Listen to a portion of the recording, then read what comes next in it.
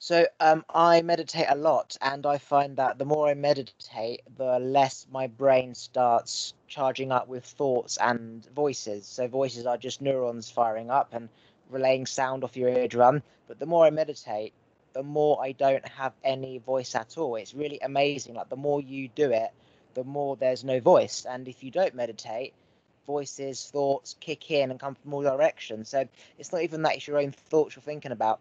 If other people are thinking about you, it's going to become your thought. You have the ability to control what's coming in as well as what you're thinking about yourself. It's just an overall kind of filter of bullshit. It's like having an antivirus system on your computer. It's so good at picking up threats and Trojan horses that you can stop and filter shit coming in from other people, and you just become a fucking god. It is. It's amazing. It's literally what you just said. It's a filter because you have all of this energy coming in. You have all these thoughts, all these opinions of you, all these everything that's happening in the world. You've got negativity, you've got positivity. You just need that filter, that cover that's gonna say, okay, yes, this is allowed in, this isn't allowed in. If you don't, it just becomes extremely noisy. And I know that firsthand, like the noise that you can actually get in your brain from not meditating and not taking the time to just center yourself, it can lead to anxiety, it can lead to just so many things that are negative and negative states within you. And I know lately I've had to like really, really practice meditation because of certain things happening in my life and stuff, and a lot of noise I've felt I've had in my brain. And the days that I don't meditate, that noise is like, pounding in your head. The days that you do meditate, you're able to control that and be like, actually, that opinion is not my opinion of myself. That's somebody else's opinion, or that's actually not a fact. This is the media saying this, or somebody else saying this. And you allow yourself to just filter out the negative and take in the pure positive thoughts, which actually is our natural state, is to be just pure love and just to be pure tuned into that source energy. And then when you meditate, I always find that it gives you the ability to actually look at any situation, no matter whether it's so-called bad or good, with like just a centeredness and with love. I think that's the most important thing, is just to be able to get yourself into a state where you can be constantly like leading with love, I think. Yeah, so we have our own arpeggio scale in our own body, right? So our own piano with unlimited amount of octaves. You can either go up the keys on your own piano to as high as you want, to like the highest note, or you can go up lots of other people's piano. So I can go on your C, your mate's D, your mum's G, my nan's F, back to my friend's A, and you can go onto other people's piano to get the same sound.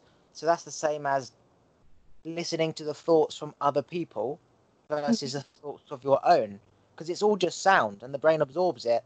It doesn't Yeah, know what's whose is who. It's just sound and it puts it together itself. So that's why it's very important to meditate, so you can block out other thoughts, so you have that silence for yourself long enough that you can find what you want and filter out, okay, that's what mum said, that's not for me, that's what my friend said, that's not for me.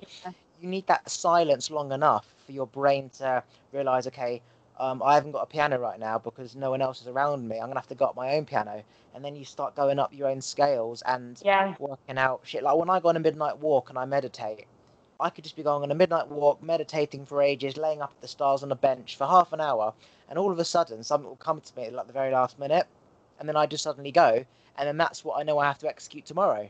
But I needed that silence long enough for yeah, that energy note to come to me, because yeah, it's like we're in a house full of light, right? And when you walk in, that light affects you. That's other people's opinions and thoughts. So you can't control that.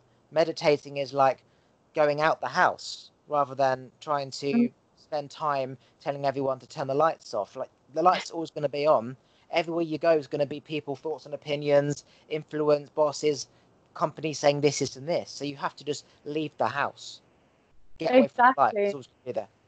And in a way, it's kind of like what people usually say is like it's a radio, it's a frequency, because all of those notes, every single note within music actually is a frequency. It has its own hertz. So, like 420 hertz, 428, like just as an example, all of those, and they actually do certain things to our bodies and to our brains.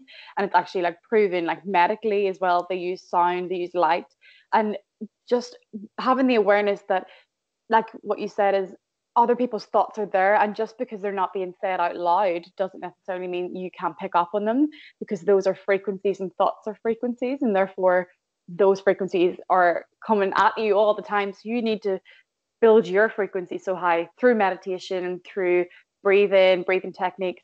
And once you climb up your ladder, or like you said, just keep going up there on the frequency ladder, then that becomes, you become more protected in your own frequency, because the higher the frequency, the less the negative frequencies, or the not negative, the lower frequencies can actually affect you.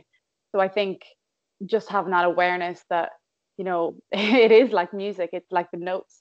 You're constantly going up and up and up that piano, and you just have to be so aware of your own energy and your own frequency that okay, I'm kind of slipping down a bit. Now it's time to meditate, tune in, and go up a bit, I think.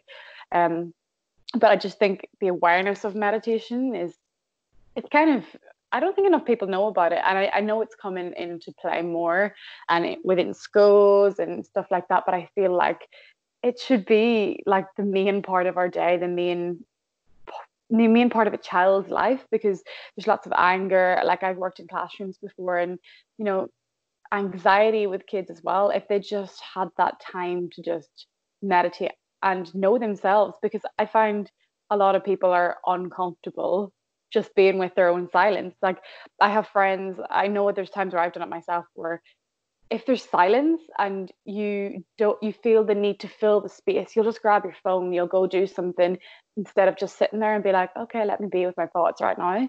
And I think that's so important, to just be like, okay, I'm with me and nothing else. So when I was 21 and I was enlightened, and I removed everything in my room, and I just had my bed, right? No TV, no radio, no phone, no nothing. I just had me, and I was forced to sit there in silence and just either think or just meditate, and the most amazing shit happened. And then I realized over the last, say, year or two, whatever, I constantly just constantly listened to the radio. I was just watching Netflix all day, just so my brain has something to do. And over the last month, I took the radio out of my room, and I've literally reduced my Netflix time by 80%, because I realized what I was doing back then when I was 21, which I was spending so much time with myself that I was wasting my energy every time I wasn't focusing my energy and attention on listening to something else, because it takes energy to listen as it does to speak. So by focusing on a fucking 8-hour Netflix series was tiring my brain, because you've got to follow the dialogue. That takes energy. So I learned I haven't got my powers, what I call, because I'm so focused on the radio all day or Netflix. I've cut that back dramatically, and it's coincided with this meditation that I used to do so much. Just when you want to do something, do nothing. You don't have to do something. And then it made me realize that thousands of years ago, for example, cows and animals, they sit in a field, they've got fuck all to do. So they're just present. They're just doing the same thing, which is eating. They're literally the most present animals ever. They just eat. They don't have to migrate because they've got grass, right? So they're just still. There's no brain activity. But for example, a lion, it's thinking about the next mate, thinking about the next meal, it's thinking about being eaten by another thing, whatever. There's hyenas around, so his brain's active and his brain's stimulated. I'm looking at people these days that are playing Xbox all the time, they're on their phones all the time, they're playing games, they're always having to see friends, they're always having to play sports, go to the gym. We're always doing something. And then I compared the two. What is my life like doing nothing in meditation, bliss? But that's not how the world works. What is my life like when I'm always doing something, thinking of a new business idea, thinking of a new website? It's very stressful. So it's like, okay, well, I need to meditate to counteract it. Then I realized man has only evolved because of the brain activity stimulation, that it's done through non-stop thinking. So we're not really designed to do fuck all and meditate anymore like a monk, even though that is peaceful. We're designed to keep moving, otherwise dementia kicks in, which is our brain not working shit out. So you get dementia because your brain's not doing anything, because you're relying on your parents, your wife, your mother, your father, your teacher, fucking phone. It does the work for you. So we need to keep stimulated. So it's like, is there a balance between meditation and brain stimulation in this modern world, where you need one without the other? But if you don't stimulate your brain is going to die, because we've only got this far from constant stimulation.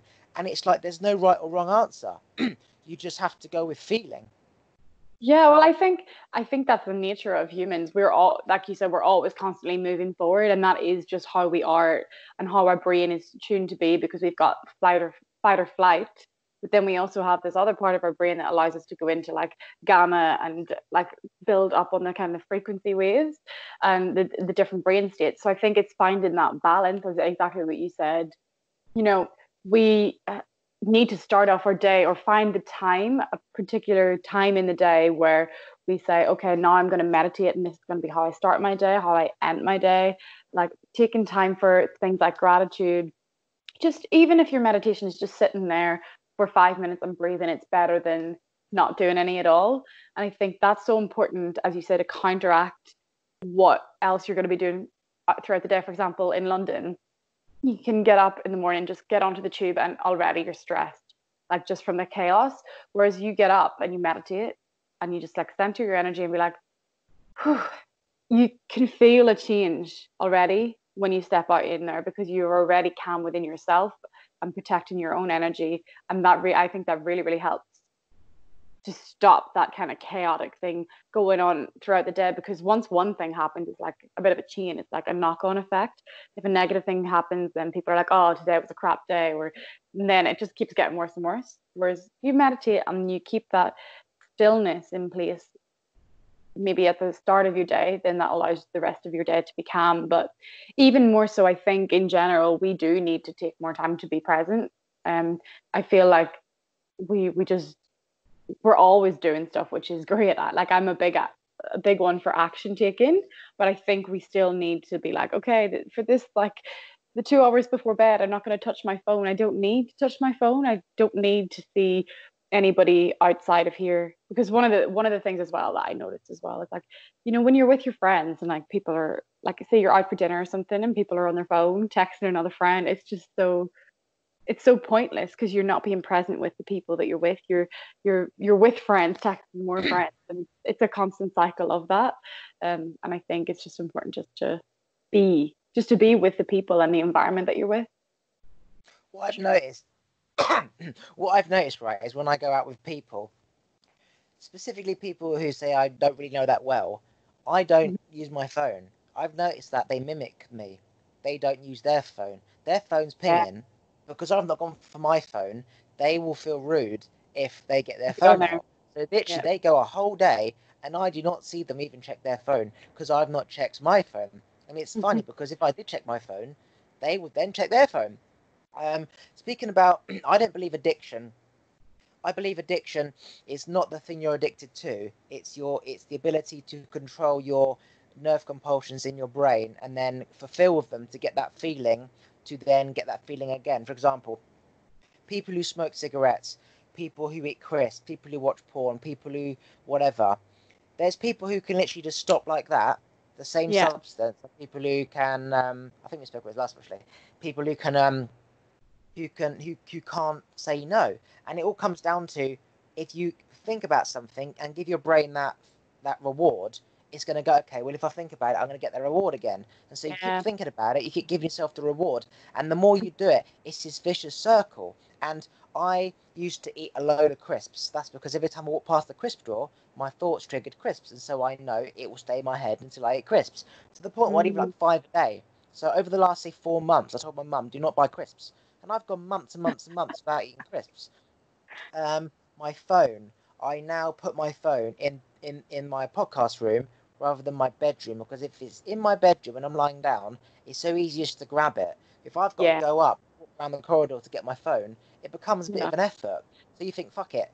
And then what I have realised is that by not giving my brain that immediate response when I think about phone, Tinder, whatever, your brain doesn't get that feeling. It's almost like starving yourself of a flu by not eating. If the flu Mm. realizes that you're not going to eat, the flu will just die out. So that's that feeling of, I do not need to go on my phone. It's just a thought because you've always done it. That thought kicking in of thought, reward, thought, reward. If the dog doesn't know, you're going to, if the dog knows you're not going to throw him the bone, he's not going to come up to you with the bone. And so now this addiction of my phone, thinking about something to do on my phone, it's slowly dying down like it was when I was 21, Because Mm. from that point onwards, I just sort of realised, okay, I'm enlightened now, go back to life. And I realised, no, it is a constant maintaining of your brain through discipline Absolutely. meditation, because otherwise you'd be overridden by other people, like going on the tube. All their energy, all their brain activity is charging your vibration, whether you realise it or not. Hence why you have to be in that meditative state to control what's coming in unconsciously. Absolutely. Like I just think that especially with the phone thing, I think we are far too reliant on it. And it's I think I maybe talked about this last time as well, but Dr. Joe Dispenza, who talks about the brain and like brain waves and actually just the capacity of the brain. And I can say like anyone, if you haven't seen or heard of Dr. Joe Dispenza, he's incredible. He's got a series on Gaia. It's called Rewired, and literally, like he talks about like the different brain states and how you can maintain those brain states, how it can heal you medically, how it can heal lots of mental things as well. And I think like we're so oblivious like to the power that this little thing in here has, and it's a series of like exactly like rewards. I used to up until quite recently have like a thing about chocolate. Like chocolate was my addictive thing. Like I love a bit of chocolate, and I'm dairy free, so I shouldn't be eating actual proper chocolate. And for me it was just a constant like, oh, I'm feeling this way, so I need this chocolate. Oh, I'm gonna start tomorrow. I'm gonna start tomorrow, and then I'd self-deprecate by being like, actually, no, I didn't. So I'll just keep eating more. It's pointless now. Like it's a constant cycle of like reward and self-deprecation, I think, as well, because we then whenever we're like, oh, I shouldn't have done that, then you kind of nearly punish yourself by going and having more of that thing as well. But it's also like the brain patterns that you're creating by like lifting your phone, the light from the screen, that's all addictive. And that, I think, that's what worries me about like, I know our generation has grown up with like the millennials with technology. That's like something that's been really big in our lives. But even like the generation, not below that, but like the younger people now, people who are like 9, 10, 11, 12. I know my brother's 12, and like it's constant, like from you're young, you know, constant technology. But even now, like children who are like 2 or 3, they're just being handed an iPad for parents to just to basically shut them up for a while. Like not everyone, but like there's quite a lot of people like that. And I was in the park the other day and really observing a lot of that. Just like they can't be bothered to be present with the kids, so they just were like, "Oh, take this, go play with this, like go play with technology. It'll make them quiet." And like kids that are so young, but that there is programming their brains from such a young age to be addicted to that through because of the light that they're getting from it, which satisfies their brain. And then that means that they're going to be like constantly crying or constantly wanting something that they don't even know why or what they want. So I think it's important that we as people know what we're doing with our next generation and just how we need to be careful with things like technology, because the world seems to be moving. I don't know about you, but I think it's kind of moving into like a robotic nearly like sense. And like I think we need to counteract that, like the whole thing about chips and, like just I seen the other day it was like a robotic Hoover. It was just going around cleaning things for itself. And I had never seen anything like that before. And I was just like, oh, like this is where we're going. We're gonna have like robots coming around cleaning everything for us. And just like, but that's not physical, it's not flesh. It's just so weird. And how far will that go? So we need to be careful, as a generation, to just, okay, how are we going to counteract this? Like half and half. Okay, we can be technological and then we can be present. I don't know. I find it bizarre. So yeah, I think we're going to go back to being apes. So imagine an ape is Really? dumb and it's on all fours. Well, our brain's gonna, like, we've only got this far because we're constantly stimulating like fire to gas, gas to coal, coal to electricity, coal to, yeah. We've only got this far because our brain's constantly stimulated, and now robots are doing that. Everyone's getting dementia, which is lack of brain stimulation. So now your brain's gonna die. It's gonna get smaller. Not only that, we're all on our phones looking down. Our posture and our back's gonna slowly become an ape. We're going to be on all fours Hmm. again. So you can see how we're literally doing in life, everything does a full circle, right? And Doing. there's been people say that this has all happened before. Aliens are just past humans, went to Mars and come back, whatever. You could say that they found very advanced computers underwater. I believe everything does come back around. Yeah. That, if human conscious is just consciousness from other humans, then we're either tuning into other humans that have already done all this shit, or we're literally making it up for the first time. But when you look at past patterns and records of like Egyptians like flying saucers on walls and stuff like that in caves, it makes you wonder, maybe this is just the cycle of we fuck off to Mars, and then those who go Ooh. to Mars start again. They become the aliens, come back to Earth in 1,000 years' time, thinking you dumb fucks, you've no idea. Like it all makes sense, doesn't it? Wow, that's actually really interesting. So it's nearly like we've been there, we've really developed, and now we're like slowly going boom, way back to the start again. Yeah, it's like those who fuck off the Mars start again. Everyone on here dies from, you know, for whatever reason, flu, lack of breeding. Everyone's but lesbian and gay, so we don't have sex anymore. Lack of food, eating too much shit, fat, dementia, cancer. Like we fuck us up basically. And then the aliens are the ones on Mars that literally survived. They come back down to Earth in a few years, which is that flying saucers that Egyptians saw 2,000 years ago. Oh look, flying saucer, and it's just humans from the generation before that went to Mars. You know what I mean? It literally is like it. You can see how the cycle just keeps Wow. repeating itself, and it's like it's not about learning its lessons or past lives and karma. It's just the cycle of life. No one's gonna ever know, but it does. You can always link all patterns together. Every pattern links left and right. You can make them link, but it's fascinating to think about it like that. How a spaceship is just Elon Musk's past generation of putting somebody on the Mars, and then they start That's again. wow. That's something I've actually not thought about before in that direction. It's like I do like believe in evolution, like, but that is really interesting. But it makes sense because like I was looking at a picture of those pyramids the other day and I was like, there is absolutely no way that with the level of intelligence that we have right now that they were built. So there had to be a higher level of intelligence or consciousness or something in order for like the pyramids to be built. Like it just doesn't like, and the whole thing about like, do aliens exist? Area 50, Area 54, one, whatever it is. Um, yeah, that whole thing about like, do they exist? Are they hiding them from us? It's it's most likely because, as you say, they've been there already. They don't want to acknowledge the fact that we're actually a bit dumber as a race, as a as a just humans in general are actually not as intelligent as we think they are, even though we're like, oh my God, we're so smart, we're the smartest beings that exist on this earth. We probably are not. I'd say there's definitely much more intelligent life that exists that we don't know about. It's like, is there another species? For example, you've got ape, then you've got, say, caveman, and then you've got human. Like, we only know what we know in front of us. Like, there was Mm, dinosaurs, but we never saw them. There was, like, no bones, but you never really know. There could have been, like, another type of human, yeah. like us, on 2 feet with 2 eyes, but not part of the human species. Like, we don't really know shit. And if You all our know nothing. thoughts if all our thoughts are going out there and it's a vibration, and that vibration, once when somebody else reaches that same frequency, it will attract that thought, which makes it their thought, but it's not their thought, Mm, then your idea is not your idea. It's the thought of somebody in China, somebody in India, in Africa, or somebody from 1,000 million years ago, because it's just the energy is still there. Like when I was 21, I believed I was reincarnation of Jesus because my energy raised so high that I was thinking and doing all the stuff that Jesus was doing. And it was like, wow, was I the reincarnation of him? And then I realized, no.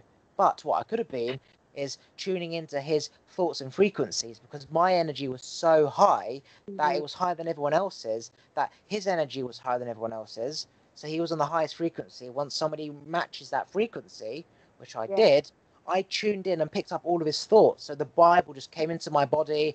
I was preaching all that he was saying.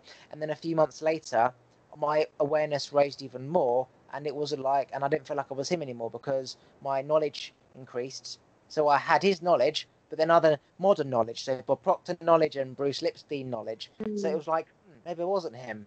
But to think about it like that, and how, how was there pyramids? You could say, well, if it was underwater, then the weight of the water would pull it down.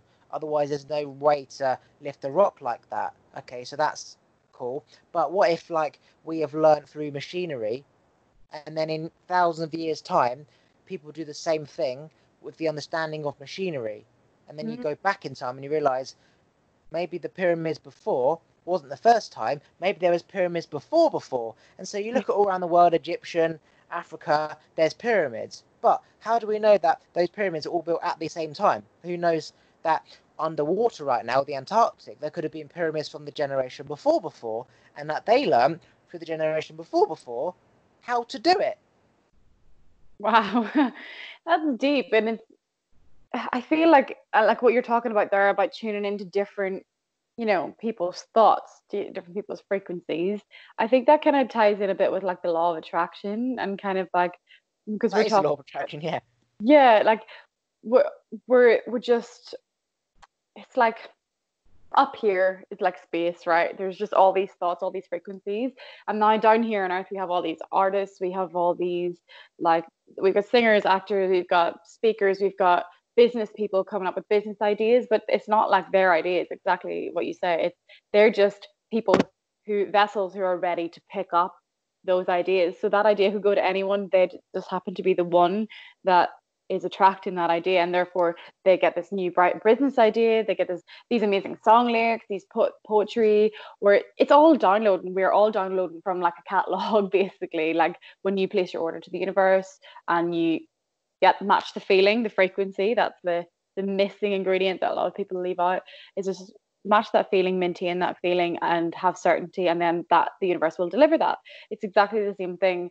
Just be an open vessel, and whatever creativity is ready, when you're ready to receive that creativity, you will receive those ideas, you will receive those enlightenments. But it's definitely quite possible that we are tuning into the past as well, which is something I've never actually thought about. Or have all of these things been, have these poems been written before, have these songs been written before? How do we know that like there wasn't a past when humans were like us, and all of the things we're creating now are similar to what they were creating then?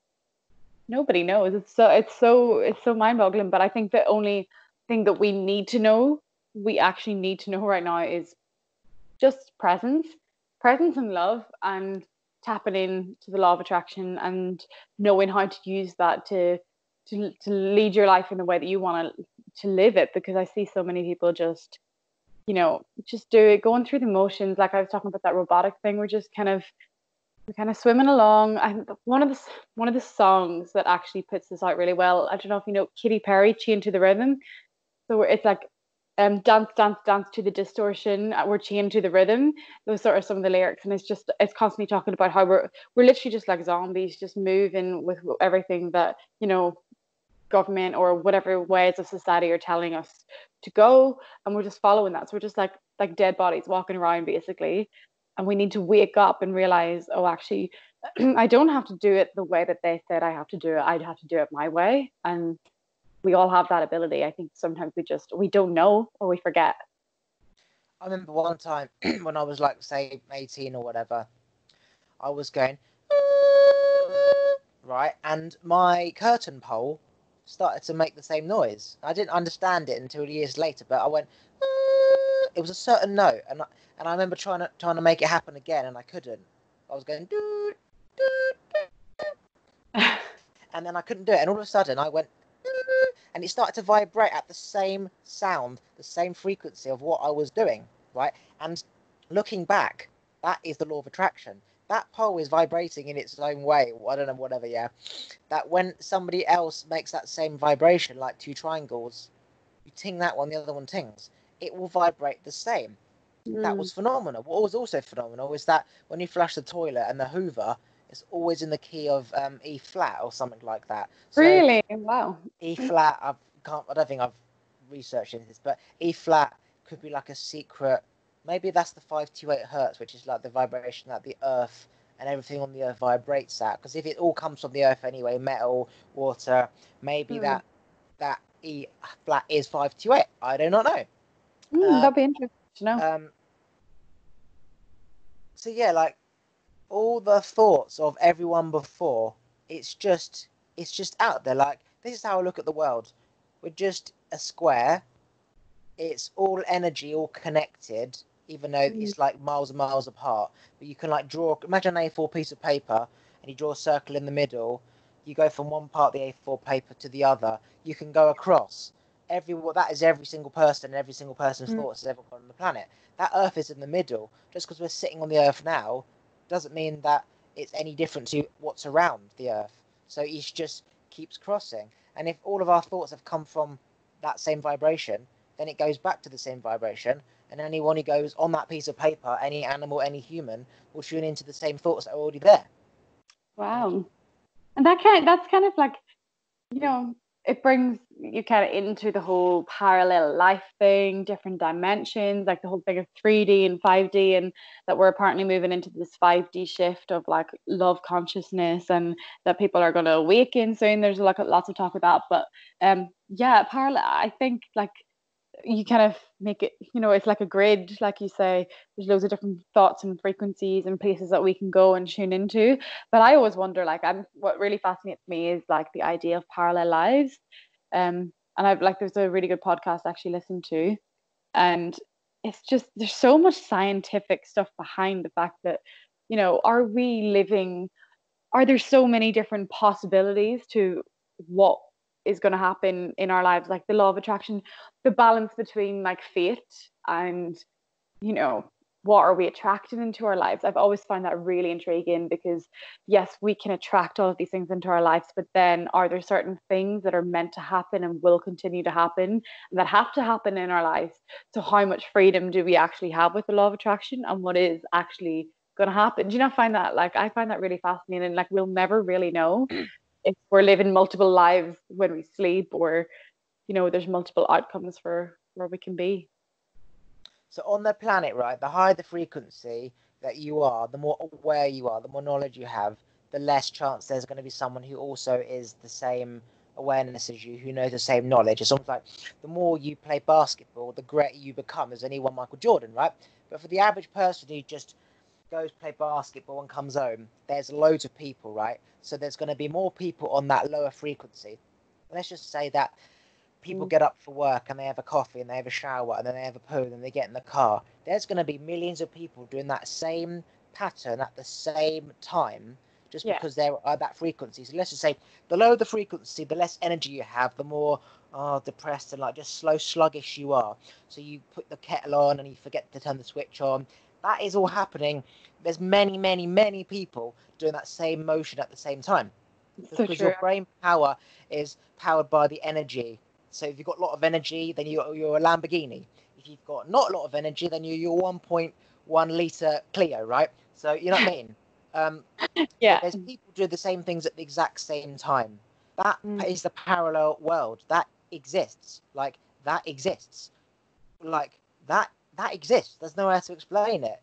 Yeah. But you don't see it. You can't see it because there's billions of humans on the planet, and all you see is in your four walls. But it's almost like when they say every time the football match goes to an ad break, everyone goes and puts the kettle on, and how much energy then is being used by everyone who puts the kettle on. Everyone's doing it at the exact same motion. The kettle takes the Wow. same time to boil. People pour it, and then they go back to the kitchen to pour it, and then they get the tea bag, and then they stir it for the same amount of time. Everyone's doing that at the same time frame. It literally, if you could see it happening, they'd all sit down at the same time. They'd say, "Is it back on yet?" to the wife. The wife would say, "No, not yet." So then he goes and has a poo. That happens at the exact same time. Obviously, there's no proof, but Yeah. it does when you understand it, because it does. It's the It's whole like change the plants in rhythm thing. Manchester are growing at the same time plants in Ireland are growing, because the sun comes out at the same time and the plants grow at the same speed. Wow. Yeah, it literally is. It's like a piece of music, a bit of a dance. Like you everything is like kind of choreographed to different beats, to different things, that is constantly the same. So yeah, I get that. But even like parallel lives in terms of, okay, so the kind of idea that, okay, I could be in this world right now and I'm living this life, and in this life, for example, say I was a doctor and I was married and I had kids. But in another parallel life, maybe I was a writer and I don't have any kids and I'm not married. Are we living multiple? I always find it so fascinating. that we could be living multiple lives of multiple versions of ourselves, that it's like a constant expansion of the universe, because that is what the universe is doing. It's always constantly expanded, and the more decisions you make, the more possibilities that there come. So it's like a tree that's constantly having new branches and new possibilities and new parallel lives. I feel like there could be so many levels.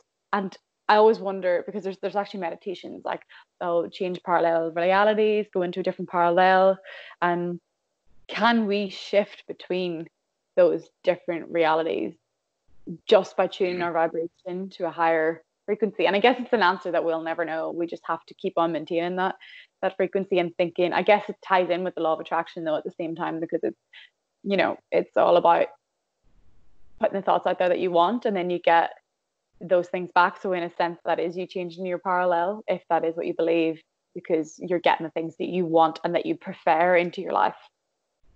So yeah, we have one physical body. There will never be a identical DNA genetic version of you again, because your parents would have to have sex at the same time, be in the same vibration, be eating the same food, because that affects your cells. So one body only. It's like when if they have twins, right?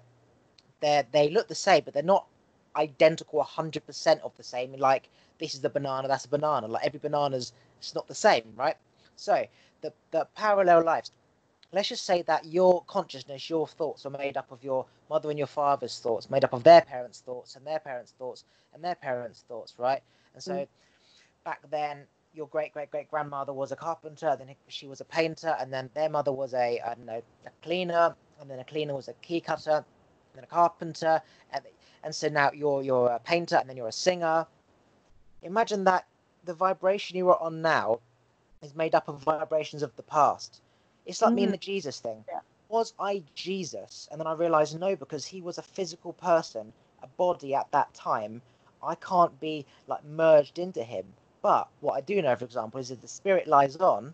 He was a vibration. He was a conscious being.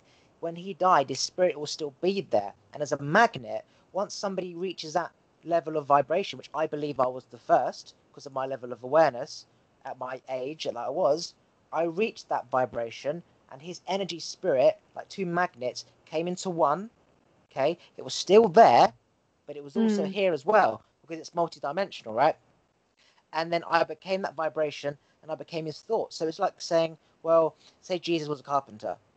Do we have parallel lives? Was I a carpenter? Okay, so if I'm saying that we are made up of our thoughts and vibration, relevant to where that came from, if I became Jesus's energy, or his energy merged into one with me, and he was a carpenter, does that mean I was a carpenter? So it's like, you can understand the theory of different parallel universes, but really all that means is that if you can't be the same physical body twice, you're left with the spirit. The spirit's always going to be there. We're made up of everyone in the past, of our own past life, for example, if you believe in that, and millions of other people on the planet. So there is no past, there's no future. It's just energies all merging into one. Do we have parallel lives? Technically not me as a person, you as a person, but the frequencies have been, you've built from a lifestyle based on the past, which could have been carpenter, it could have been a miner, it could have been a coal person. So technically, yes, we are a painter, we are a carpenter, we are a piano player, we are a teacher, because if everyone is made up of the vibration, then we are all made up of that same vibration. So we're all everything. It's not like we are, you know what I mean? It's very complex, but that is the answer. That's a really good way to put it. That's a really good way to put it, because I do believe in past lives, and I think that that's probably more it. It's that our spirits are experiencing multiple lives throughout the timeline that we know, but it's actually just all happening at the same time, which is parallel lives. That's a really, really, really good way to put it. And there's so much evidence about past life stuff as well. Like, I was a book I was reading, and it talks about this girl and this child who recognizes a family from the past, and she's able to know all their names, and she recognizes a toy. It's all like, there's people who've went and recognized full families or experiences, or walked down a street in Paris, for example, and it was like, I've been here already, and then realized that they used to live in this house in a past life. I think it's all there. we just get wiped of that memory when we enter a new physical consciousness, or physical body. But it's all there. It's all in the energy. We're able to tap into the fact that we've had all these different experiences as spirits. I think that's a really good way to put parallel lives. So good. Imagine, Hmm. imagine snakes and ladders, right? You start at 0, you go all the way to the right to 10. Then you go up the ladder, you arrive at 11. And then you go all the way across to 19, you go up the ladder, and you go all the way across to 20, right? I used to believe in past lives, aka was me a person in another body? And this is where I overanalyzed everything, and I basically found flaws in my beliefs, right? My belief, right? If past lives exist, for example, then that means I was in, say, the body of Jesus, right? It means Hmm. that me, was in the past. Whereas if you understand how energy works and mass works, it doesn't go back. It only gets bigger. So I can't be, say, frequency 9.2 and then go back to frequency 6.4. Okay, Yeah. however, I can go from 6.4 to 9.6, right? Mm. So to me, that's like, well, if a past life is not the body, it can only be the spirit. So Yeah. that means I couldn't have come from, for example, a past body, but that body can be with me. That's energy from that body can be with me now. So, for example, I have an answer for why somebody would go down that path and recognize that person's name, recognize that person's house, deja vu, feel like they've been here before. It's the same as a psychic. How does a psychic tune in to what you think only you know? He's tuning Mm. into thought vibrations. So that means that psychic is tuning into thought vibrations. So, for example, if that person is thinking, I've been here before, a body, a person who lived that life, who went down that path, who had those parents called June and John, who had a dog called Daisy, who went to school here, okay, whether she's alive or not, that is a vibration, that is an awareness, that is a frequency going out there. If, say, in 50 years' time, somebody's born and they reach that vibration of what that person was, who had a dad called John and a mum called Julie and a dog called Brian, who went to that school, those thoughts are going to become hers because they are on the same frequency. So it's Hmm. not like not like me, was that person in a past life, because it's all Yeah. one. Remember, there's no past, it's just one. It's I'm tuning into the thoughts of that person at that time when I am that vibration. It's almost like 90 capital FM. It's 95.8, but that person was 95.1. 50 years later, 95.2, 95.3, 95.4, 95.5. I'm now tuning into that radio station at that time. But then as time goes on, 95.6, 95.7, I become out of tune. So I'm not that person who lived in Paris with the parents called Julie and John, the dog called Brian, Yeah. but as I evolve, there could be somebody else from another family who was on a high vibration, who say was 30 years old, who lived in Spain. And then you go on holiday to Spain, and you're like, wow, I feel like I've been here before. Deja vu. Well, what is deja vu? It's just tuning into the thoughts of somebody else who's already lived that experience. So does that mean that we are reliving our experiences again? Physically as a person, no. We're tuning into the vibrations of other people, which then told me that reincarnation and past lives, sadly, as much as I did obsess about them, I can't believe they exist because it's all one, in my Yeah. belief. Everything leads back to oneness at the end. Like whenever you can try and analyze everything, but it all leads back to oneness and presence and just being with the universal energy, and that universal energy is love. And like we can try and break it down and try and explain it, but at the end of the day, the only thing that we need to know and need to do is just to tap in, choose what we want to choose, be present and be loved. Like that literally solves every problem, every conflict. You're talking about psychics. I find psychics very interesting because like I've been to quite a few myself. I find it like, are they just seeing one possibility that you could achieve in your life, or are they actually seeing the open? That's what I find fascinating because I've been to people and they have told me exactly what has happened. Like it's been bizarre and in the past as well. So imagine it like this, right? Imagine you really, really, really want to go to you want to learn how to make pottery, right? Mhm. That is your thought. Now, when Aimee has that psychic reading, how badly does she want to make pots? How easy is it to make pots? It costs 10 quid and it's round the corner. So that is a massive part of your brain right now. That's something you're going to do. It's on your notebook to do, right? So you have a psychic reading. Yeah. Whatever's on, whatever energy you're emitting the most at that time, what if you're thinking about the most at that time, he's going to pick up on that or she's going to pick up on that. Okay, so then you go to the pottery class and it's, wow, how did he know that? For example, if you kind of want to do painting but you don't really want to do painting, right, he may say at that time you're going to be a painter based on at that time you want to do painting, right? But then you decide to do pottery or music, so it doesn't happen, that painting doesn't happen. Oh, psychic was wrong. I've tested this through psychics, okay? I've tested it, I get it, that's why I can speak so confidently about it. When I was desperate for this psychic to pick up stuff that no one else could know to prove my father wrong about psychics, he picked up every damn fucking thing. To the point where I said, I'm not going to say a single word for 20 minutes. And he just spoke his thoughts. And as he was speaking, the more I was kind of pulling that information from him. Yes, you're there. Yes, yes. Do you have Tourette's? Oh my fucking God. And it's almost like you're fishing on a rod until it reaches the surface. And you're feeding out this information and he's tuning in. What's interesting is all the stuff that I was thinking about there and then, he was tuning into. The stuff that I was definitely going to do, he was tuning into, and it happened. But at that time, say I wanted kids, right? And I knew, and because I was into politics and healing and doctor, so politics and doctor is basically the mixture of what I'm about, right? He said, your kids, you're going to have two kids, one's going to be a doctor in politics. And it was like, wow, I felt that too. I'm not going to have kids. So that's all nonsense. So he was simply tuning in at that time. I really wanted to be with this girl.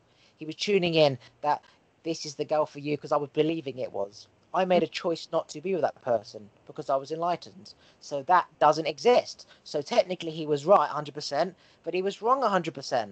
So what does that say? So Tuning I'm into your interested, thoughts at that damn time based on what you want like, right now. so, right, for example, right, I'll just use this as an example. So what if you went to psychic and you really liked someone, right? And they were like, okay, you're going to be with that person in about this amount of time. And then you really want to be with that person and you still really want to be with that person, but then that never happens. So that's like, I'm just using this as an example because that control doesn't lie with you and your thoughts and you might want that thing, but what about the other person and their ability to affect the situation? So yeah, That's what I, when you observe a particle, it becomes a wave. When somebody's observing something, it collapses it. So yeah. if they're not observing, say, your relationship, they're just in flow. It just is what it is. It's flowing. So you're thinking about it. This is right at present. That's your thoughts. It's right. You ask a psychic, is love going to come my way? This person in your life is right. Whatever. It's harmonious. Whereas if you say wanted something and that person didn't, then he's observing it. He's observing the fact that you may like him and it's not the same. So it collapses your wave. It reduces your energy to 50%, for example, which means Mm. that you're now not 100% certain, which means you're putting out half as much energy, which means that he can only tune into half as much, or it's kind of like on the page. So if you're doubting yourself, then he's going to pick up on that doubt, Yeah. and it's just reaffirming what you already know. A psychic just reaffirms what your What you thoughts are. already know. And if you are 100% set on being a singer, for example, he's going to Yeah. affirm that 100%. But if you're doubting yourself being a singer or the relationship, he's going to pick up on that. It's the It's same just for reaffirming everything. what you're Yeah. thinking. So if you're Yeah. doubting something, that's not the psychic being wrong or right. He's just tuning into you, whether you are 100% certain that this is the right path to go down. As I said, I chopped and changed my minds. I went back to the psychic at different parts of my life. When I blocked him picking up stuff, he couldn't pick it up. When I projected it, he Wow. did. When I wanted something to get an answer, he picked it up. And when I didn't, he didn't. So he was responding off exactly. I was commanding the reading. The psychic doesn't command the reading. You command the reading. He just tunes in. It's And picks really, up. it's not a person that's picking up your shit. He's tuning into your thoughts based on you at that time. And then That's so interesting. Yeah. And if you Wow. become a singer, then it's the psychic was right. He wasn't right. You wanted to be a singer. You weren't going to give up, and he was tuning in. If you doubted your singing career, and he says, I don't think the singing career is right for you, that's just you telling your fucking self singing That career is not right for you. So it's almost like you merge procrastination of, I want to be a singer, but you're not really good enough, Aimee. I want to be a fucking singer. The psychic's like, oh, you probably something else is on the lines for you. Fuck you, I've worked my whole life for this. And then say, but 5 months' time you realise, shit, I knew I shouldn't have been a singer. You procrastinated 5 months. You merged 5 months into the present. I know, for example, when I had a psychic reading, I merged a year's worth of procrastination into one day because he was saying all the stuff that I knew I should have been doing. I did it all in one go. And all my thoughts just disappeared. Hence, with the meditation and the Tourette's went, it was all at the same damn time because it was all to do with brain activity. Wow. That's a really good way to put it because the reason I asked you that question is because I know there's always another factor that's outside of you that has to do with the law of attraction. So I feel like that answers it a lot. It's just the observation of the situation from yourself, whether it involves another person or a career or just anything in general. It's about how you observe what's happening and what you believe in yourself, and that frequency that you're giving out actually does create your reality to do with other people as well. It's like you can choose to go to Bournemouth Beach, or you can choose to go to Portsmouth. Or an Irish beach. That is a choice. Like the psychic will pick up on the thoughts about you thinking about going to Bournemouth. If you're going to Bournemouth, if you think about going to an island beach, he pick up the thoughts on going to an island beach. So you said something about it all leads down to one. It's so true. Computer code. It's coded in zeros and ones. So 001, 001, 10011. Each like sequence is a unique sequence to a unique action, but it's Mm. zeros and ones. Everything goes down to 0 and 1. So what that means is that if you're an animal grazing in a field, just present, you're a 0. But if you're a lion hunting and needing to move to find food, you're a 1. There's no other way. You're either hunting or you're present. You're either moving or you're not. You're thinking or you're not. You're either meditating or your brain's active. So the more active your brain is, the more chaos you create because there's just always something else to do. So it's like 0 monk, 1 fucking chaos in London. There is no in between. So if you want to live No, a modern life, you need to find a balance. But yeah, absolutely. right. It always comes down to love, 0, which is 1 because it already is 1. It's not. It's already 1. That's all it is. It's so like we overanalyze it, and there's different religions and there's different approaches to spirituality. But at the end of the day, it's all based upon the one same thing: presence, love, being, universal consciousness. It's all just tapping in, and tapping in is just being present, and listening, and calming the mind. It's actually so overcomplicated, but it's so simple. It's like I grew cucumber, strawberries, tomatoes, peppers, and chilies from going into the fridge, scraping out the seeds of all of those things that I mentioned. I put them in a grow bag, and now they're growing. It's almost like humans will go and queue up at Tesco's supermarket ages for strawberries and cucumbers, spend £1, get angry about how there's no cucumbers left, fight over the last cucumber, when they've got a fucking cucumber in the fridge that, well, if you just wait 3 weeks, you'll have fucking 50 cucumbers. My cucumber plant last year grew 50 cucumbers, right? From a Wow. seed from one fucking cucumber. Yet we'll go to Tesco's, we'll spend £1 on one cucumber, fight over it. It's just like everything that we want is already here. It's the illusion that it's not, that we seek. And then when we seek, we keep seeking because we get distracted. We go to McDonald's, we have a fight, we have sex, and then we come back, and then, oh, she's pregnant. Oh, fucking hell. It's like, it's sort of bullshit. Everything is just goes down to the basics. Two animals fuck, and then we have to survive. And you can either eat the grass or hunt for a baboon. And then everything else is just man-made. Man-made. So, Choice of yeah, man-made. And what man's made is interfered by man, and then complicated by man. And then the outcome is still the same. You just need to graze in a field or hunt. Everything else is just complicated by man. It's so simple, but yeah, it's so hard. it's everything that we've just been born into a society where we just learned that this is the way we are. It's all about career. It's all about what you're doing next. What, like, how can you be better? when in fact it is literally just that simplicity of we are human beings, which are a form of animal. We're just here to survive, but we've got all of this decoration basically around it, which I'm not saying is bad because I quite enjoy that. Like we all enjoy the things that are in life, like the material things, as well as just having that balance to just be like, yeah, like we our sole purpose here is, to be present, just to experience, I think. Like for example, our grandparents' days, they just used to sit in the garden reading the newspaper. Like they used to have fuck all to do. There was like no, maybe not our grandparents' days, but generation before that, like no TVs, no radio. They just used to be sort of out in fields, just talking in the garden, and time would have flown so slowly because it's like imagine having a conversation with your mate. For example, we've done an hour, right? That's a long time. But imagine years and years and years ago, there's nothing to do but speak. Imagine doing this times 10 because it's 10 hours in a day.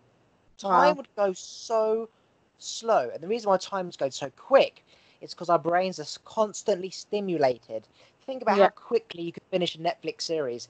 Like 8 hours has passed, and yet you've just done like fuck all. And yet, Oh, how meditate 10 minutes feels like forever.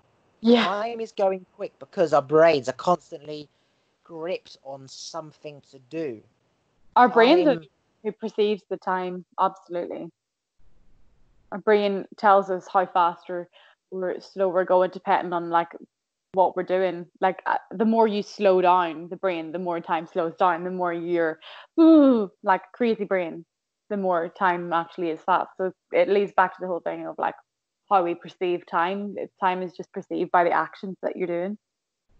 I do believe that all mental disease, okay, all mental health issues, brain disease, dementia and stuff, and physical body disease, cancer, diabetes, whatever, can all be cured by meditation and only exists because of brain activity. Okay, every single thing. I know this from experience and I know this from studying, and it's just is what it is. You just reset back to the basics. Like, how does a plant live? It gets sun, it gets water, and it's free, and it has oxygen. And then you look at us indoors, smoking, bad light, stress. Nothing in life will live in that state. Yeah. It's just so simple. Just be more. Be more. Okay, so plug anything you want to plug, social medias, websites. Okay, well, yeah, just follow me, Aimee K. So my name's spelled different than the rest. It's Aimee K underscore. That's my page. I post like quotes and stuff like that. And then I've got Aimee K music as well. So that's with all my singing videos, which I've got my mic. So I'm going to be putting up some singing videos as well with my new setup. But yeah, that's me on Instagram. Okay, I'm going to press stop and we shall say goodbye.